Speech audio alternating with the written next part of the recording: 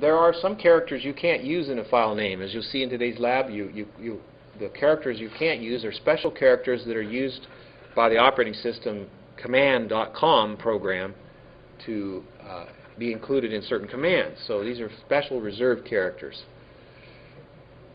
And you can use the period only between the main file name and the extension.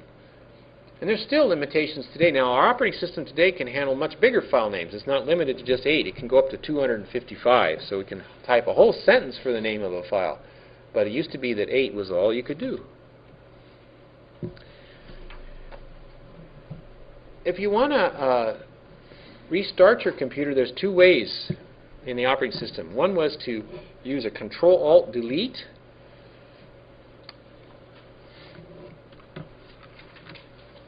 I just did that on my computer just now. I just clicked Control-Alt-Delete. Now, Linux does it a little different. It brings up a shutdown menu here. And the same thing happens with Windows. If you do that, you get a shutdown menu also. You can also do what's called you can also run, check to see what tasks are running. Do that in Linux, but it's a different way. So that's called Control-Alt-Delete. And if you cold boot, which means if your computer just freezes up, you just have to turn it off and turn it back on.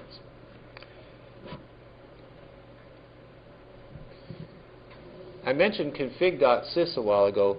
That's just a configuration file that DOS used to use. We don't use it anymore, but it was pretty important at one time, and that was because it had all the stuff in it about all the features of your computer, all the different hardware that the operating system had to communicate with.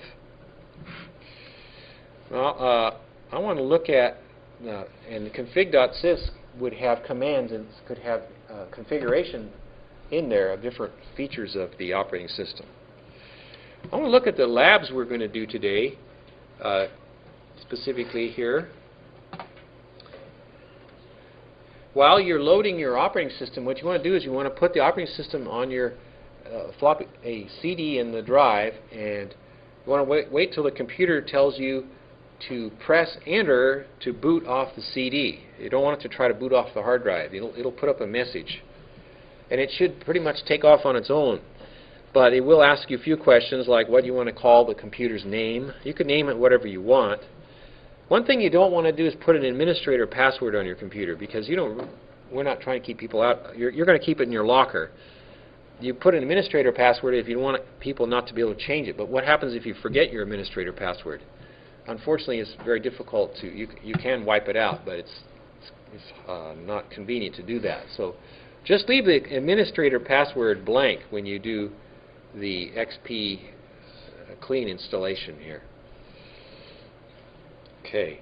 When you do these other labs, while that's loading, there's a lab called Command Prompt, and that's going to explore the command prompt I was just showing you. Just how to get to it and what it does for you. And then one called Copy, which is the copy command. And what's copy do for you? Well, it copies files. And it has a lot of features that it can do for you. It can copy files from one place to another. It can copy it in the same location. It can copy it inside of one folder. It can copy from one folder to another or from one drive to another.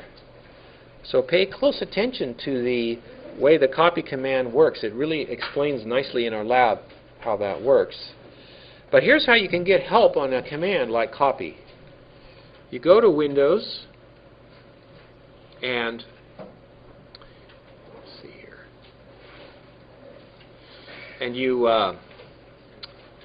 let's say you want to find out about a particular command. You would type in the name of the command by copy. Here's something neat you can do in the command prompt. You can make the font bigger. So let's say I want to make it bigger so we can see it better here. There, it made it bigger. Okay.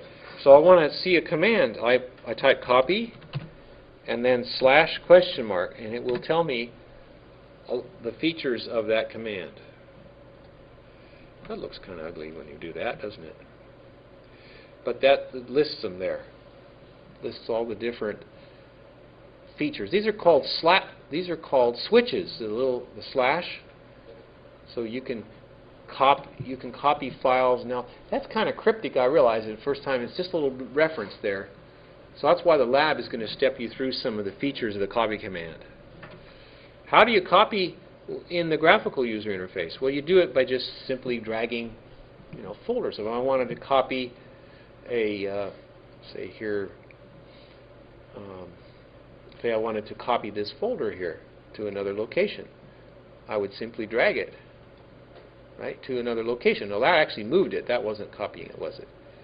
I want to copy it, so I'd use my right mouse button, and then I want to copy here. Now I made another one, and whatever was inside of it was just copied over. But when you do it with a copy command, you have to tell copy what folder you want to, by name, what folder you want to copy, and you have to tell it where it's located, unless you're located at that same location. Now, how do you know where you're located? Well, if you go to the command prompt here, it always tells you where you're located. So like right here, Documents and Settings, that's my location. I'm in Documents and Settings Me. I could go over here and go to that same location. In fact, I just have to go up a couple levels. Oops, there's Documents. Oops, back. Documents and Settings Me. There it is, Documents and Settings Me, and then I could go up here and change that.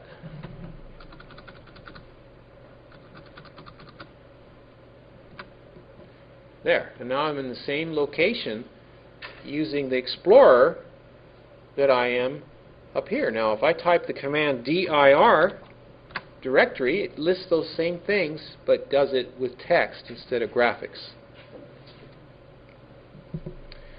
Okay. So that's the copy command. Then the directory command I just showed you, it has a lot of options. So that Lab 11 explains some of those different options that you have for the directory command. And then Lab 12 is just how to get help when you want to get help on a command. I already showed you how you do that one way. Another way is to type help and the name of the file. And then the last lab, 13, is file attributes. File attributes, last thing here is, if you go to the DOS prompt, see, here we are. If I type, I have to get into something that has some files. So let's go down here a second. I mean, go up a level. Are there some files there? I'm at the root now. You see how it just says C:. If I type attrib, attrib, it will list the attributes of all the files that are in the root of the hard drive. Now, the root means it's the top of the file structure. You might think it'd be the bottom of the file structure because it's like a tree, because each folder branches out with folders inside of it. You can think of it like a tree. But really they call it the top, because it's an upside down tree. It branches out going down. So I'm at the root, or the top of the file system, and there are a number of different files in there. And over here it tells me the attributes. This one is a system file, a hidden file, and a read-only file, S, H, and R. This one here is just system and hidden. Config.sys doesn't have any attributes except for this A here. A is called archive, and that's so that you can do a backup, and the backup program will mark that attribute as being archived or to be archived. Watch what happens here if I go attrib config.sys. Oh, I need to I did it in the wrong order. Plus, I do attrib plus R config.sys. Okay, what it did, it didn't show you anything, but what it did is it changed the attribute of config.sys file. Now if I type dir, attrib, dir won't even show it. There we go. Now it says that config.sys is a read-only file. Now if I type edit config.sys, it'll open that file up in the editor. Now there's nothing in config.sys, it's a blank file. But watch what happens if I try to type something. See, it says you cannot modify a read-only file. So I made it read-only and it protects it, so I can't change it. That's why you might want to do that. And why would you hide files? Well, hiding them makes them so they don't show up on either the Explorer, or if you're in the DOS prompt and you hide something, if I type dir, it doesn't show up there. Config.sys shows up, but some of those other files don't show up. They show up if you type attrib, because it'll show all of them. But like there's one called io.sys, it's a hidden file and it doesn't show up. But if I change the attribute to it, where I make it not hidden anymore, I go to attrib -h io.sys. Now, oh, it wouldn't do that because it's a system file. So I got to do something else. I got to go attrib -s -h. I have to do two things at once. Meaning I have to make it not a system file anymore. Now if I type dir, you see IOSys shows up on the list there. And if I go over to Windows Explorer here, and I have to do a refresh because it's not going to show it right away. Oh wait, I got to go up a couple levels. There it is. There we're at the root. There it is. You see io.sys shows up now where it wouldn't have before. It would have been invisible.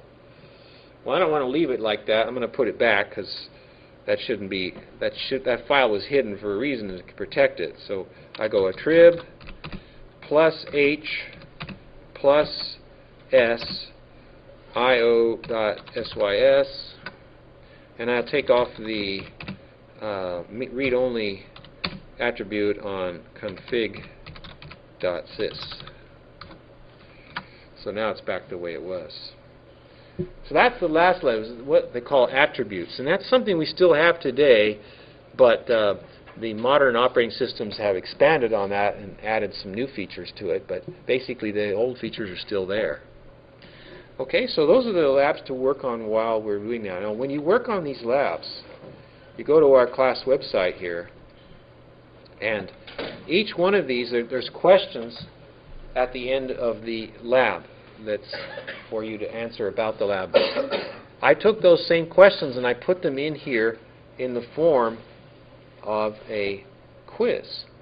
So like this one here, you when you do the questions that are at the end of your book, you can actually just answer them directly into a file here. You can see that I already did that one.